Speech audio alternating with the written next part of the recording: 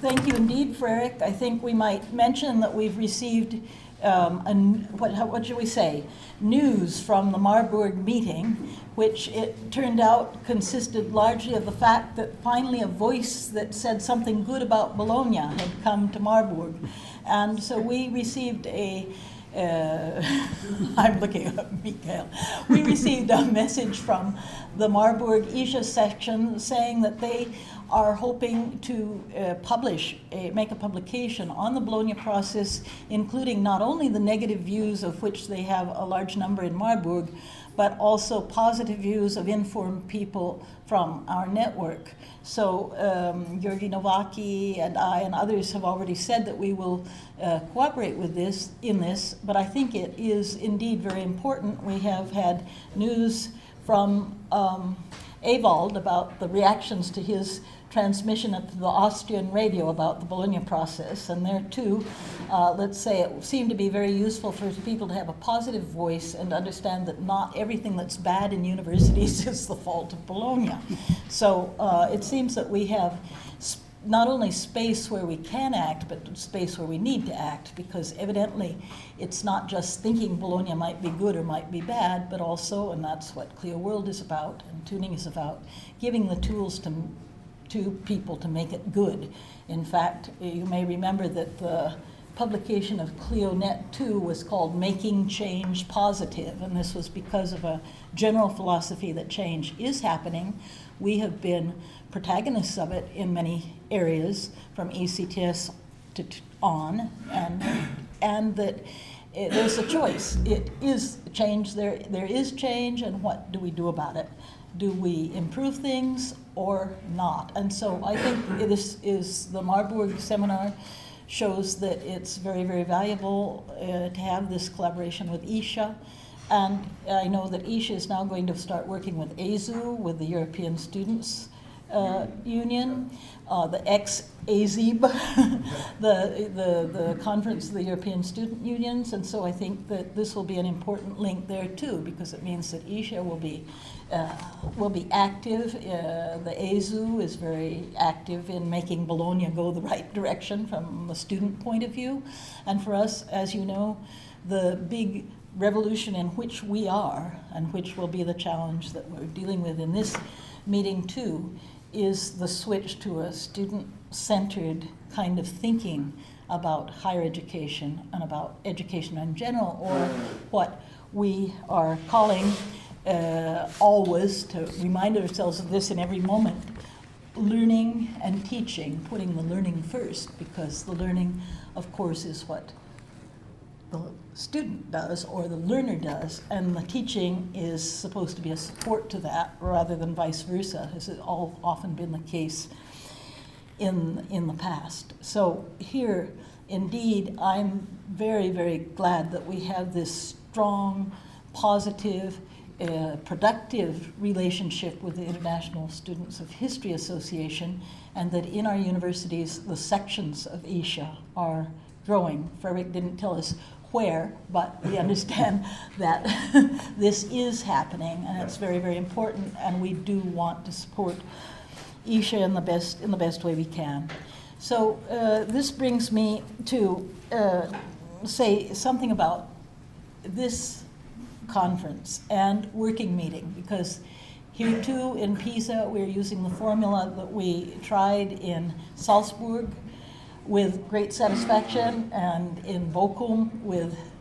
great satisfaction. I hope that in Pisa too the satisfaction and usefulness of the meeting will be great, with the public plenary session at the beginning, in which we invite distinguished speakers from our university who can give us contributions on the main theme that is at the center of this conference, because in CLIOHWORLD each conference has a special focus,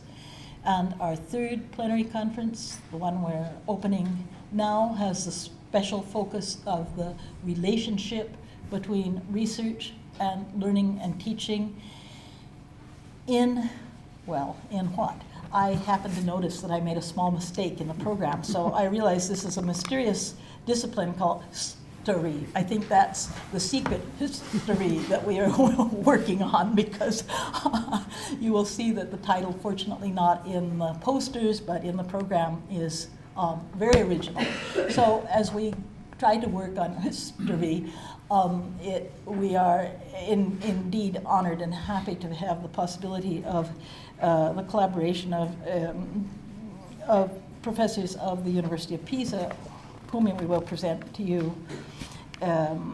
in due time. The work that we want to undertake, hence, in this meeting, is to move on in the themes of our working groups, to understand better what the tasks of the network are. We have prepared a new product that you don't have in the blue bag yet, which is a handbook about the project, which we hope will be a summary that will make it clear to people what our, let's say, rights and duties and tasks are in CLIOHWORLD to make it all work. As most of you know, each one of you is in a working group on one of the 5 main themes of CLIOHWORLD, and there are also some transversal themes: the ICT, the Quality Initiative, the Lifelong Learning Initiative,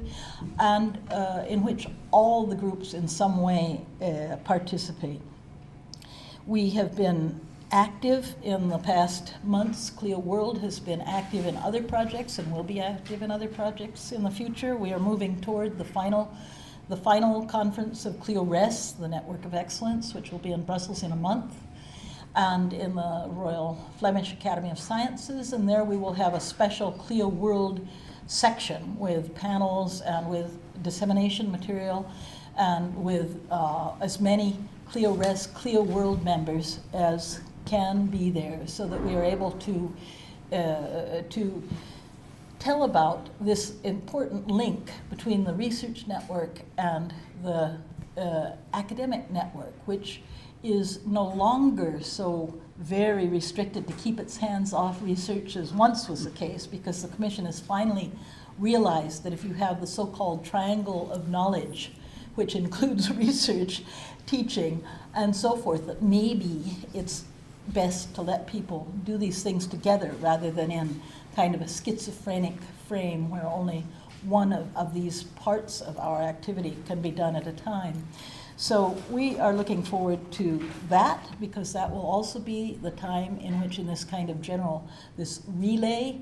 the Clio torch, so to speak, will be passed to CLIOHWORLD, because CLIORES will end at the end of May, and CLIOHWORLD, as you know, will go on for a good year and a half after that. So the fate of our great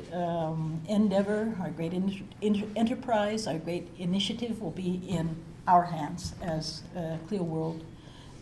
network. So we think that this ought to work very, very well, but of course whether it does or not depends on what we do. This meeting in